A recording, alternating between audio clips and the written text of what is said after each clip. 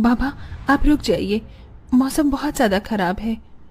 मुझे तो समझ नहीं आ रहा, ये दिन पर दिन मौसम खराब होता जा रहा है। अगर ऐसे ही चलता रहा तो मजदूरी नहीं कर पाऊंगा और घर में खाने को एक दाना तक नहीं आ पाएगा।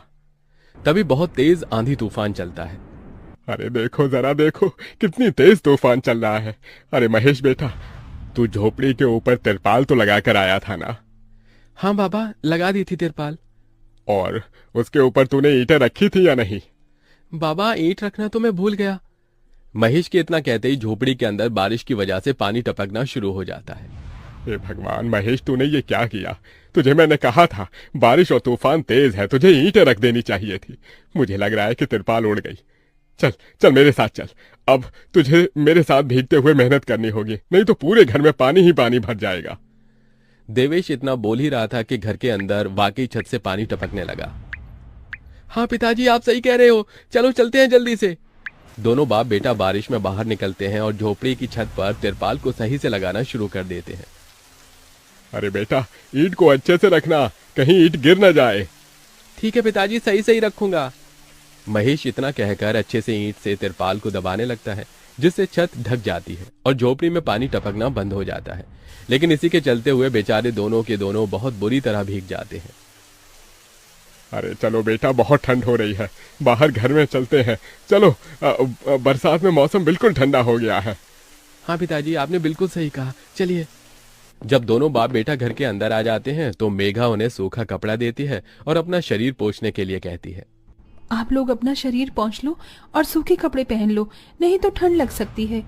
मेघा के दिए हुए कपड़े दोनों पहन लेते हैं। तभी बीमार शकुंतला बिस्तर पर पड़ी हुई मेघा से कहती है।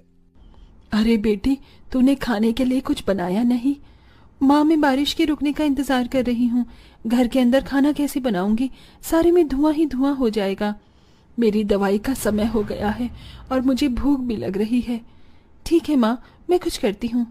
मेघा अपने सिर पर एक सफेद कट्टा रखकर बारिश से बचते हुए बाहर से कुछ ईंटें लाकर घर के अंदर ही छोटा सा चूल्हा बना लेती है और उसी पर खाना बनाना शुरू करती है। अरे बेटी, पूरे घर में धुआं ही धुआं हो गया है। पिताजी, खाना बनाना भी तो बहुत जरूरी था। मेघा जैसे तैसे करके जल्दी जल्दी खाना बना लेती है। वो खाने में नमक मिर्च वाले चावल ही बना पाती है। माँ, माँ उठो, ये लोग खाना खा लो। शकुंतला मेघा के हाथों से खाना खाती है। शकुंतला के पूरे शरीर को पैरालाइज हुआ था, जिसके कारण ना तो वो हिल सकती थी और ना ही वो उठ सकती थी। मेरी प्यारी बेटी, इतनी कम उम्र में तेरे ऊपर कितनी जिम्मेदारी आ गई। हम गरीबों का कुछ नहीं हो सकता है।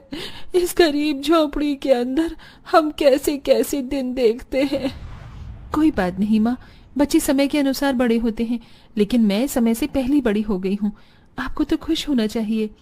मैं तो इस कदर लाचार हो गई हूँ कि तेरे सर पर हाथ रखकर तुझे आशीर्वाद भी नहीं दे सकती बेटा। शकुंतला की आंखों से आंसू निकल रहे थे। मेघा उसके आंसू पोंछकर अपनी मां को हौसला देती है, जिसके बाद वो अपने भाई और पिता के साथ बैठकर खाना खाती है। बारिश होती ही रहती है, लेकिन बारिश रुकने का नाम ही नहीं लेती। खाना खाकर वो सभी सो जाते हैं। आधी रात के समय जिस तरफ शकुंतला का बिस्तर होता है, वहां पर पानी टपकना शुरू हो जाता है। अरे ये क्या, पानी टपक रहा है। मेघा, मेघा, लगता है सो गई। अब मैं क्या करूं? ये पानी तो धीरे धीरे टपकता ही जा रहा है। शकुंतला रात भर अपने ऊपर टपकते हुए पानी को ऐसे ही झेलती रहती है, जिसकी वजह से सुबह तक उसके पूरे शरीर में बुखार फैल जाता है। अरे अरे, ये क्या माँ, आपको तो बहुत ही बुखार हो गया है। रात भर ये झोपड़ी की छत टपकती ही रही। मैंने तुम्हें उठाने की कोशिश की, लेकिन तुम्हारे तक आवाज नहीं गई। ये सुनकर मेघा को बहुत अफसोस होता है।